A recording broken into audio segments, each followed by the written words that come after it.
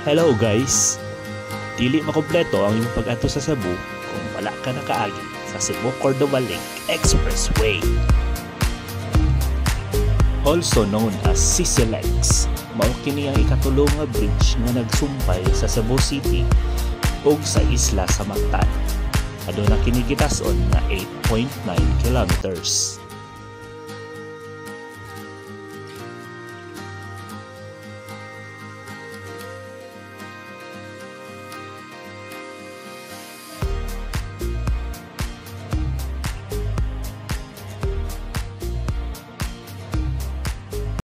Madayaw, Davao. Naata diri karon sa may Davao International Airport kay kitagaan na putag higayon sa atong angkol na makaadto og Cebu. So mo ni ang Davao International Airport, guys. Biyahe ta dito sa Sugbo kay ingon akong angkol nga tanawon daw ko Bisaya pa ba daw gihapon ang sinultian dito. So usually ang atong ginasakyan katong yellow og color nga eroplano, pero niana akong angkol karon nga sulay sa daw ninyo ning pula kasi ganahan mo ning pula mo sakay.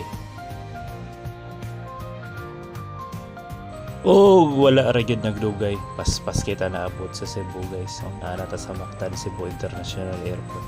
Grabe po to pilotuhan, nagdali na. 32 minutes ahead of schedule ang landing, guys. This is Cebu International Airport, known as MCIA, Mactan Cebu International Airport.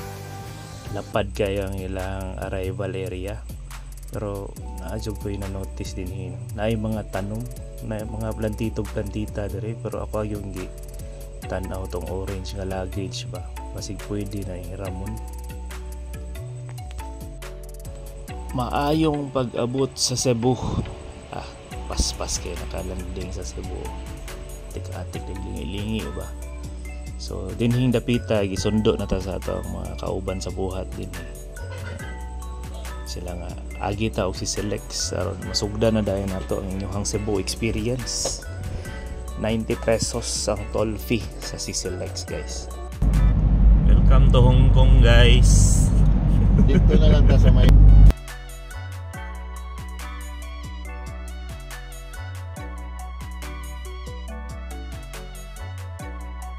ni siya nga dalan ang CCLEX. This is an 8.9 kilometer stretch gikan sa Cordova padulong sa Cebu City.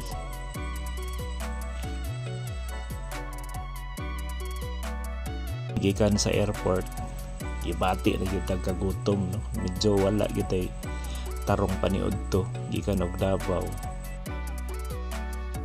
Kahangyo ta sa atong mga kauban din nga kung pwede diretso na lang og kaon, total hapon naman, dili na kinanglan paniud to dala pa ni hapon na niya to ang style din So kay medyo traffic naman sa uban nga part sa Cebu, ato na lang gipili din banda sa may SRP or kay medyo duol. Naabot na din sa ilang ginatawag og Il Corso na compound dirita sa may Lartian by the Sea atong napili. Mao pag yung ipagsugod na open diri, guys. So pagsugpa-sugba ato ada yung gipoy na manuhan kay parte na yung gutuma. So puso, halaan nga sabaw, barbecue, chorizo di Cebu di gina mawala, pati ang hotdog. Pero usa lang yun ang pinaka-highlight din, guys. Perting lamia sa sinubang panit sa manok. Sa ubang lugar ginaprito siya, pero dire gisugba, guys. Medyo napusog man ta. So kinahanglan nato tunawon ng atong gikaon. So naglakaw-lakaw mi dinhi sulod sa El Corso compound. Ato apang gi-explore din ang area na ay mga lain pang mga kananan kung saag mo din yung dapita, guys, daghan mo makanan.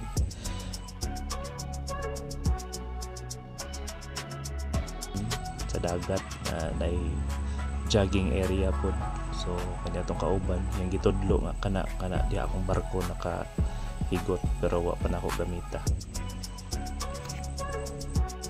Pagkauma naglalis na dahil misa akong kagalingon kung sunset ba na o sunrise. Pero hapon naman, so sigurado yung ko bulan na siya kaya adlaw kung na magabian.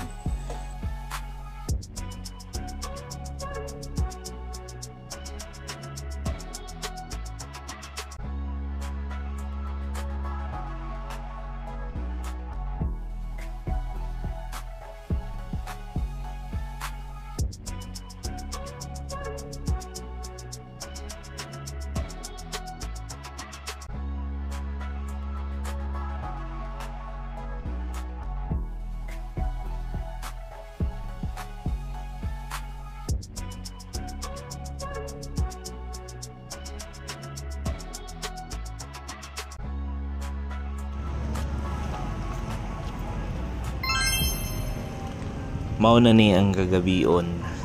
Pwede ra jud kay mo makigstorya sa bulan. Pinag ikaw ra usa tagan kag isumbong.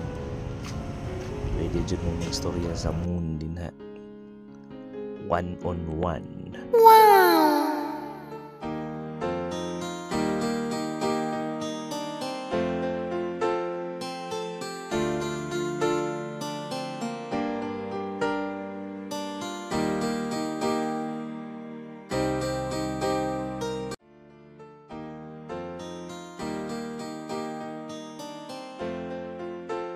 Kita na to nga nagsigana ang mga suga sa cable sa Sisilex. So, grabe siya ka stunning view kay siya pag magabi. Kay nanay color ng mga lights na imuhang makita. Di sa dyan nakasalayo. Pero nindot siya pang kayang view din sa Il Corso.